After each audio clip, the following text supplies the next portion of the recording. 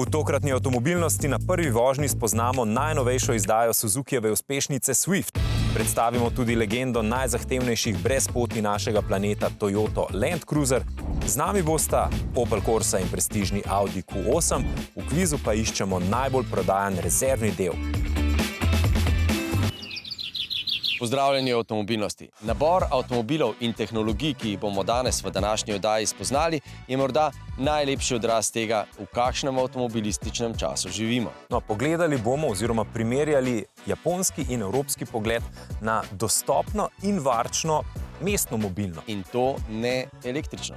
In tudi japonski in evropski pogled na velike terence, ki ponavadi vozijo zgolj po mestnih cestah. In ti seveda zopet niso električni. In to je točno to, kar o avtomobilnosti ves čas govorimo. Da prihodnost zagotovo prinese multigoriva in multimodalnost. Multi pa je tudi prvi avto, ki vam ga danes predstavljamo. Multiopravilen, multitalentiran Suzuki Swift. Morda je ravno zato dobil v vseh teh letih kar 60 nagrad. Ena izmed nagrad pa je ta, da je bil v bistvu avtomobil, s katerim sem jaz leta 2002, ko sem začel z vožnjami, tudi potem upravljal vozniški izpit. A res? Ja.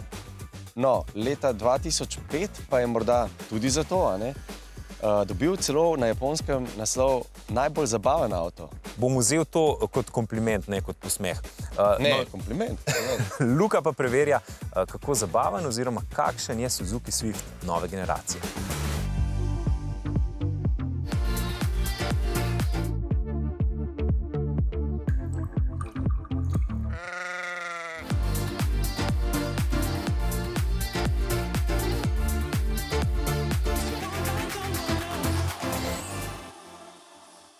V avtomobilnosti vselej iščemo tehnološki napredek oziroma tehnološke presežke. Po drugi strani pa smo tudi zagovorniki druge opcije, torej opcije, ko se stvari smiselno poenostavi. In ravno to, poenostaviti pa tudi delno oceniti, sta ključni nalogi novega Suzuki Swifta.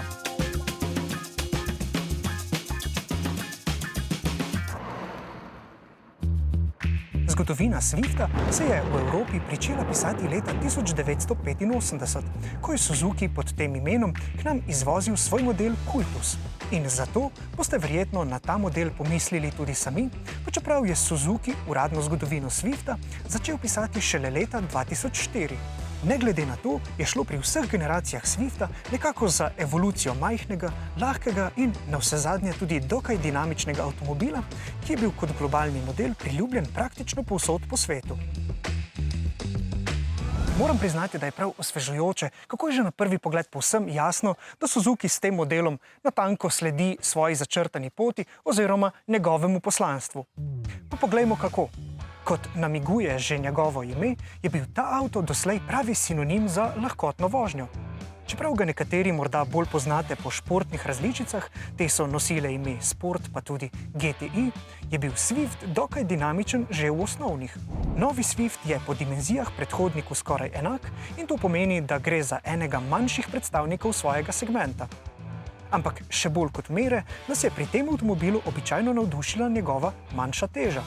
In tokrat se javljamo z dobrimi novicami. Čeprav je Swift v primerjavi s svojim predhodnikom, predvsem na račun novih asistenčnih sistemov, pridobil nekaj kilogramov, njegova masa še vedno ostaja pod 1 tono, kar pomeni, da je lažji praktično od vseh primerljivih konkurentov. それぞれの部品を軽くすることは従来でやっている。There are 3 pillars in order to decrease the weight of the cars. And the number 1 is to reduce the components of the cars. And number 2 is the layout changes of each component with the best efficiency.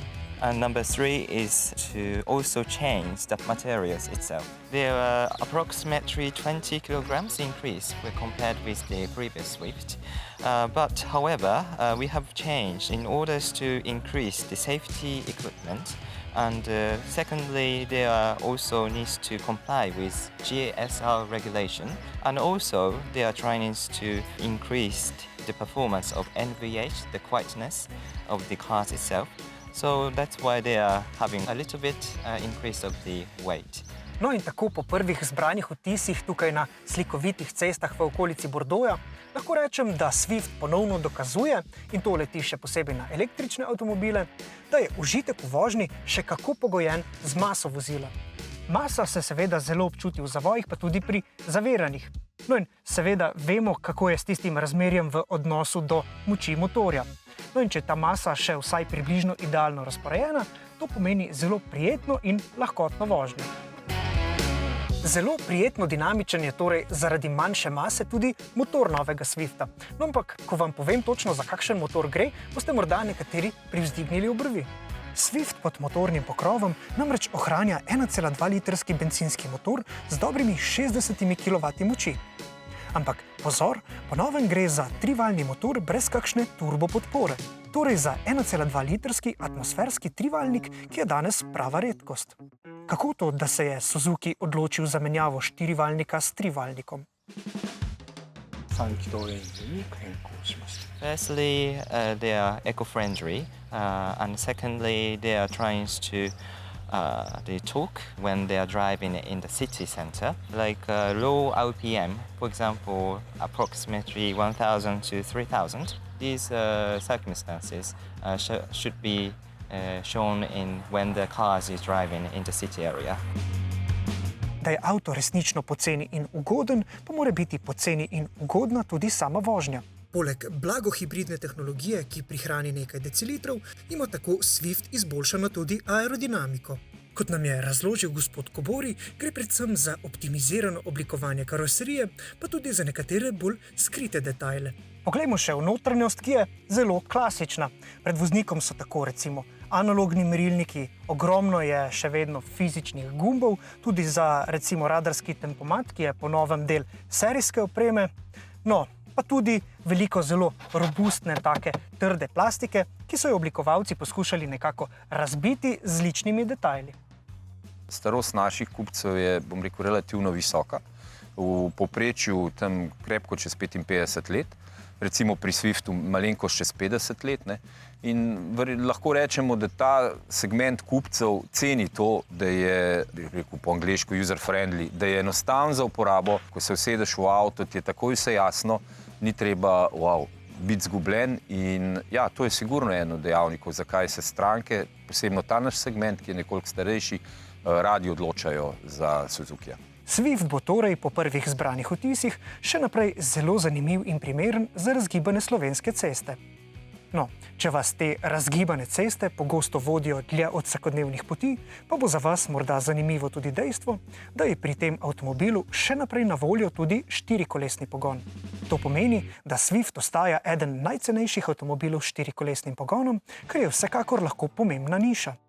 Ta štirikolesni pogon deluje popolnoma samodejno, na zadnji kolesni par pa lahko pošlje do 50% moči. No, in če je Swift na voljo tudi s CVT menjalnikom, boste morali pri štirikolesnem pogonu nujno poseči po 5-stopenskem ročnem menjalniku. Poglejmo torej za konec, kakšne so napovedi za Slovenijo.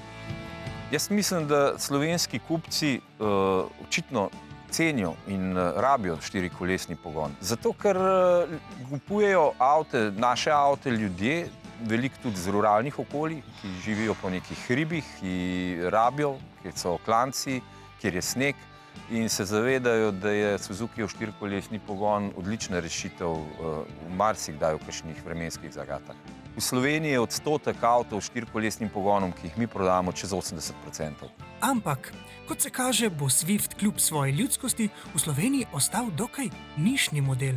Avto se dela na Japonskem, tudi novi Swift se bo delal na Japonskem in iz Japonske v Slovenijo dobimo občutno manjše količine avtov, kot pa jih dobimo iz tovarne na Madžarskem. Zato smo omejeni s to našo dobavljivostjo in pač prodamo, kar dobimo. Ne. To pomeni, recimo lanskem letu smo prodali dobrih 100 Swiftov, za letošnje leto se obetamo nekaj več, ampak to je to, nažalost.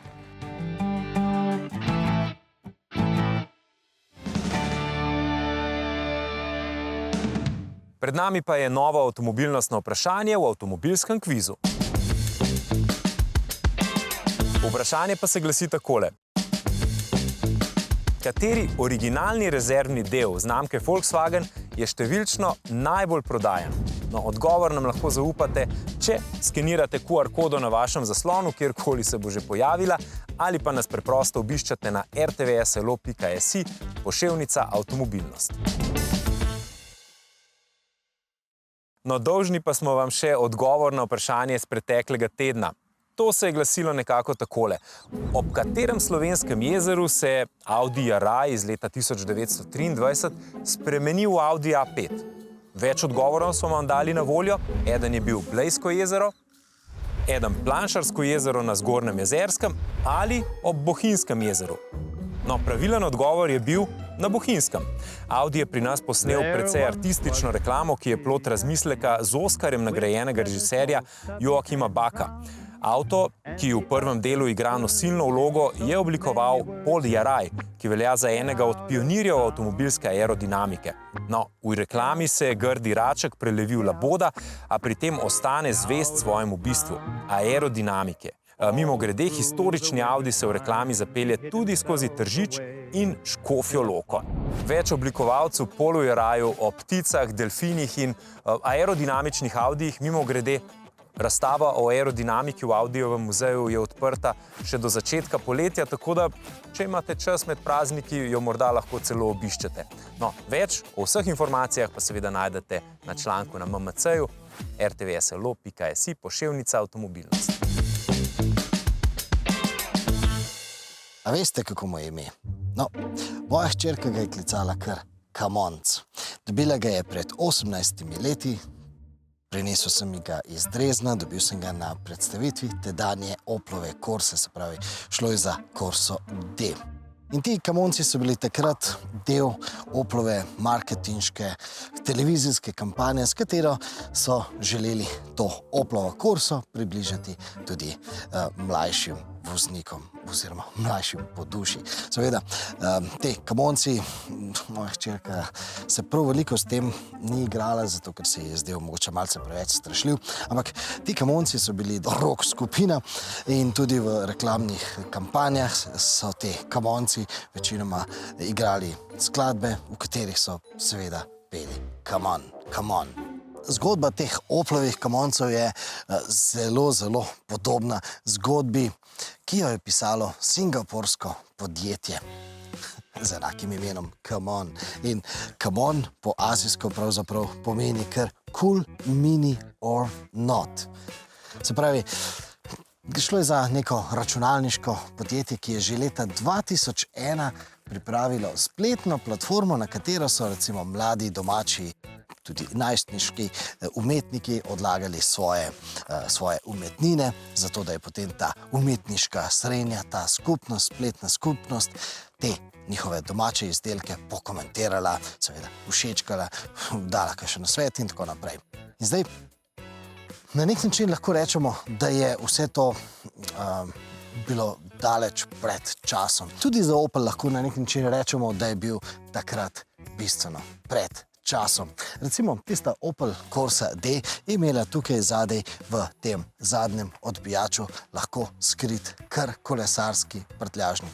In seveda zelo škoda je, da je Opel takrat zaključil s tisto idejo, ker danes, ko tako zelo veliko govorimo o multimodalnosti, bi recimo taka Corsa s kolesarskim prtljažnikom zares funkcionirala. Torej, res je škoda, da Opel danes ne ponuja tistega kolesarskega prtljažnika, ampak je pa zelo, zelo očitno, da je Opel vedno nekako imel čut za takšne novotarije, za dobre tehnične rešitve, ki svojo inovativnost pokažejo šele čez čas. Namreč, danes v mnogih avtomobilih vidimo tisto značko, ki označuje, da je sedež narejen po ergonomskih merilih. No, Opel je takšne sedeže ponujal že davno. Še eno inovativno plat pa je Opel pokazal s svojimi žarometi. No, danes so matrični žarometi pravzaprav standard, ampak Opel je inovativne, pametne žaromete, ki so osvetlili za ovinek, ki niso zaslepili, ponujal že davno. Danes govorimo o Corsi F, o prenovljeni Corsi F in vizualno je ta prenova prinesla predvsem to novo masko. In pri Oplu tej maski pravijo Opel Vizor. Govorimo o bencinski Corsi. In to, da je ta Corsa bencinska, lahko zdaj povemo, da zelo, zelo godi. Danes sem namreč zelo, zelo dobre volje, kajti sem na mesto snemanja sem se pripeljal po lokalnih cestah, po ovinkih in v tem pogledu je ta Corsa pokazala, da je tako zelo lahkotna in uživaška. To, da je avtomobil lahek, seveda pomeni, da tudi ta mali bencinski trivaljnik na ta pravi cesti vendarle da kar nekaj od sebe, kar nekaj užitka.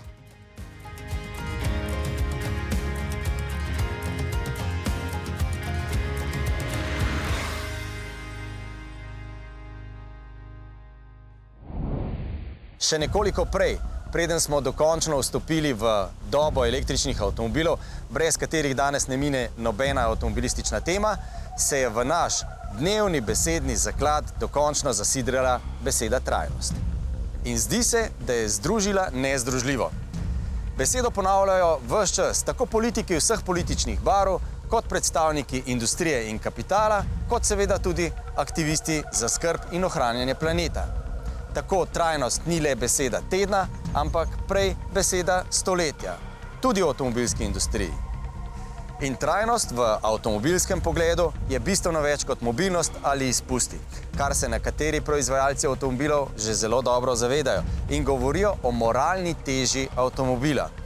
In s tem upajo, da bodo kupci v prihodnosti nagradili izdelke, ki bodo narejeni trajnostno, kar pomeni odgovorno do zaposlenih, narave in družbe v celoti.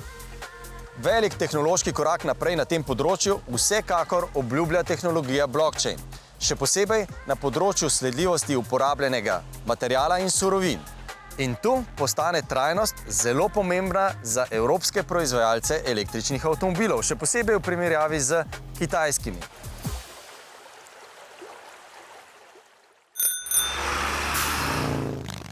A veste, kaj pomeni, če ima avtomobil takšno modro lučko tukaj sredi žarometov? No to, da ima laserske žaromete. Lasersko dolgo luč. In seveda, te laserski žarometi bi svetili še bistveno dlje kot pa klasični LED žarometi, če bi seveda zakonodaja to dovolila. Svetijo torej okoli 600 metrov. In kot vidite, Audi Q8 gre za prenovljeni model. Oblikovno ni kaj bistveno drugačen od tistega Q8, ki smo ga poznali doslej. So pa žarometi in pa tudi nekaj nove tehnike je, tako da predlagam, da začnimo.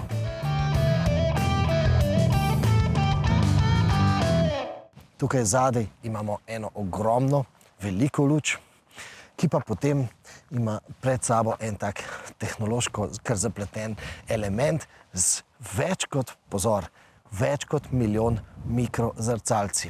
In seveda, ko s tem avtomobilom dobimo avtomobil pred nami, ta avtomobil, recimo tisti avtomobil ne osvetli, vse ostalo pa na polno osvetli. Se pravi, v praksi to pomeni, da ko se s tem avtomobilom peljemo po eni cesti, taki lokalni ali pa recimo tudi v vaseh, ko ta avtomobil zazna pred sabo recimo kakšen prometni znak, te luči tisti prometni znak posebej izpostavijo. Nekaj tistih svojih pikslov dejansko te žarometi usmerijo direktno v tisti prometni znak. In zaznal je tudi srno, ki je nameravala iti čez cesto pred mano, pa se je nekako potem premislila in avtomobil zaznava tudi pešce. Ampak v zvezi z novimi tehnološkimi rešitvami pri tem prenovljenem Audi Q8 pa imamo za vas še dve dodatni povezavi.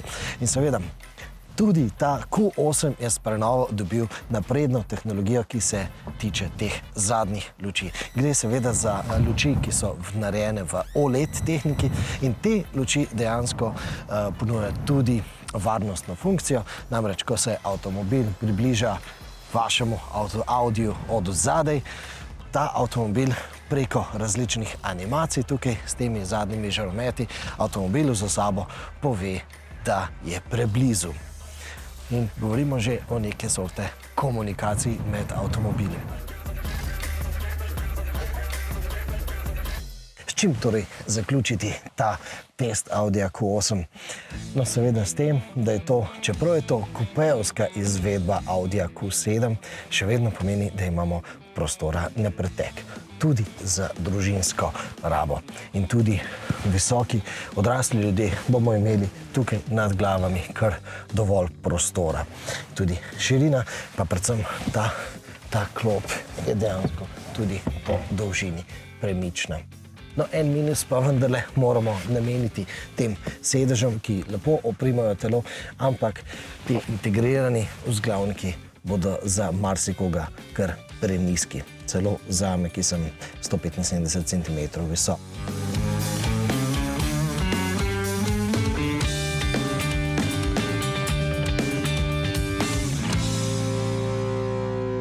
Zdaj pa gremo k legendi vseh legend, Toyoti Land Cruiserju, ki je v novi ediciji odlično zajela slog digitalno retro oblikovanja in to v bistvu ponazarja tudi dejstvo, da so decembra, ko so ga dali v možnost rezervacije, po pol ure zaprli spletno stran, kajti vseh 1000 je bilo v trenutku rezervirani, 1000 jih je bilo namreč namenjenih za prvo predprodajo. Zato, ker je Land Cruiser v tej svoji zadnji izdaji resnično kot najbolj urejen mestni metroseksualec, ki pa, skladno s svojo zgodovino in pedigrem, mora biti vedno pripravljen na katerekoli vozniške izzive že. Recimo tudi na kakšnega takega, da se v avto zopet usedeta Emil in Liljana Schmidt iz Švice, ki sta se v svoj Land Cruiser usedla pred 38 leti, natančneje 1986, in se odpravila po svetu, brez nekega določenega cilja in do danes naredila že 778 000 kilometrov. 778 922, pa morda v tem trenutku še kakšnega več. In verjetno prevozila že tudi kakšno državo več, nazadnje sta jih imela za sabo 186. No pa poglejmo novo Toyota Land Cruiser.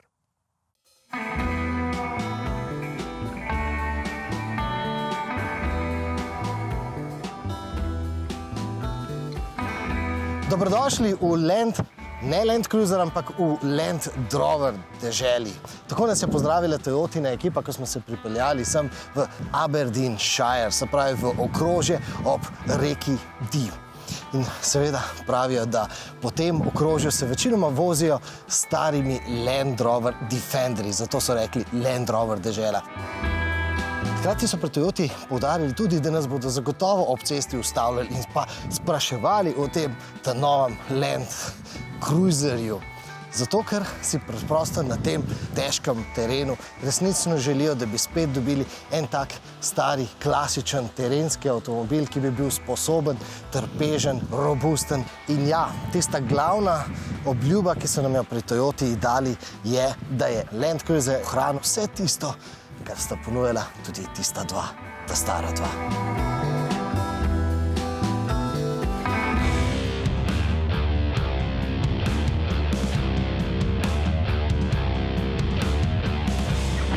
There are just a few models in the world that can withstand the conditions all around the world. It's a global car that should be able to drive everywhere. Sold and introduced in 170 countries, making it the most widespread model in the world. No, rekli so, da se ni pomehkužil, ampak v bistvu se v enem pogledu celo je. Oziroma, recimo raje, da je postal samo še nekoliko bolj vsestranski. Po novem mu je namreč asfaltna cesta bolj všeč. Prvi kilometri so namreč pokazali, da se nepričakovano agilno in lahkotno pelje kljub svojim 2300 kg in terenski zasnovi. Kot bi bil zgolj kot kak luksuzni SUV. Kako pa so inženirji to dosegli? And that we can do thanks to a new platform in the new 250. And it's 50% more rigid than the previous generation. And we can do that thanks to a completely new production line. So we have 30 robots welding the platform. So compared to the current generation, we have 84 more welding spot points. And in the body, we're using close to 12 meters of structural adhesive to make the body very firm and rigid. Mimogrede, ko smo se vozili po asfaltnih cestah, smo opazili tole posebnost. telephone box. So this was, if your car was to break down or you had an accident, you could come to the box and phone for help. The AA would come and help. There was almost 1,000 of these spread across the UK on different remote roads. And I think we're down to having 19 left in the UK, 7 of them here in Scotland. And actually, 4 or 5 of them are based very close to here in Aberdeenshire. And now it's a local attraction, exactly. Če gre verjeti reklamam, teh telefonskih govorilnic britanskega AMZS-ja Toyotini lastniki niso uporabljali. Ampak gremo nazaj v moderne čase. Najbolj neučakani kupci bodo novega Land Cruiserja dobili z bolj ali manj že znanim dizlom. Dizel je seveda v takšnem avtu obvezen, sploh pa, kako bi izgledalo, če bi se po tej deželi Land Roverjevih Defenderjev vozili na elektriko. Mesto Aberdeen je namreč naftna prestolnica Evrope. Vseeno, pa brez elektromotorjev tudi tokrat ni šlo. Že tako druga pošiljka Land Cruiserjev bo namreč prišla z novim blago-hibridnim dizelskim motorjem.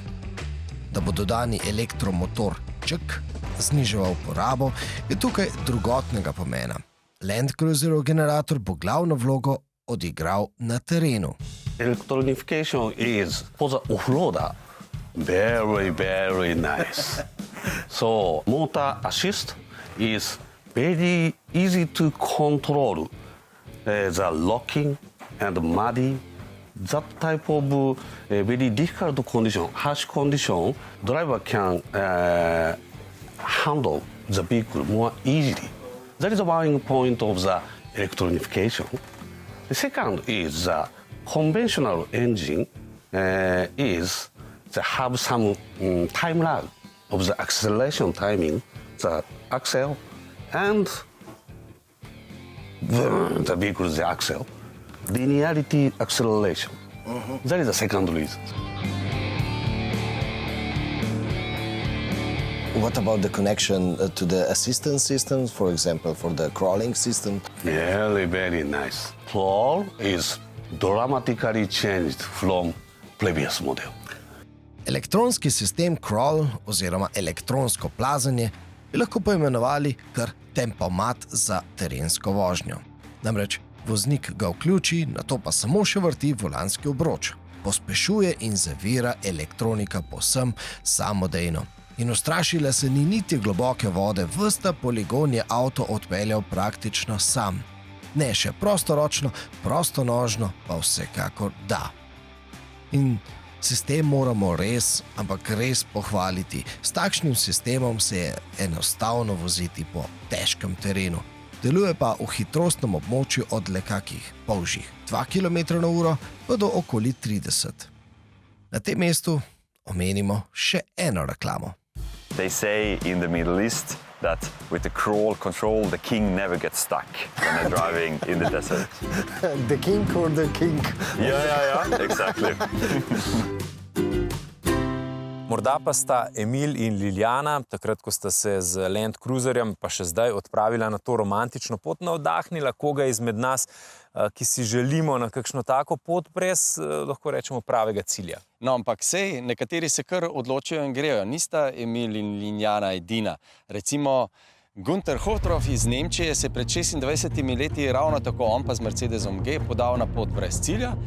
Prevozil že 215 držav, 900 000 kilometrov naredil, ampak precej drugače kot Emil in Liljana. On je zamenjal več sopotnic vmes, tudi ločil vse, tako da ni vse tako romantično, kot je bilo prej resnično. Mogoče treba malo uravnotežiti. Verjetno je dobro imeti vselej kakšen cilj. No, če še malo ubijem romantiko, ko bodo povsem električni avtomobili prevladovali na našem svetu, se bo treba na pot odpraviti prej, se pravi že takoj, ko naredite izpit. Ja, pa 50 let potem. Pa še trajalo bo nekaj časa dlje, ker morate upoštevati polnjenje. No, kjerkoli boste polnili, napolnite baterije do naslednjega snidenja, se vidimo čez teden dni, vmes pa klikajte na rtvs.si poševnica avtomobilnost in ne pozabite odgovoriti na tokratni kviz. Srečno!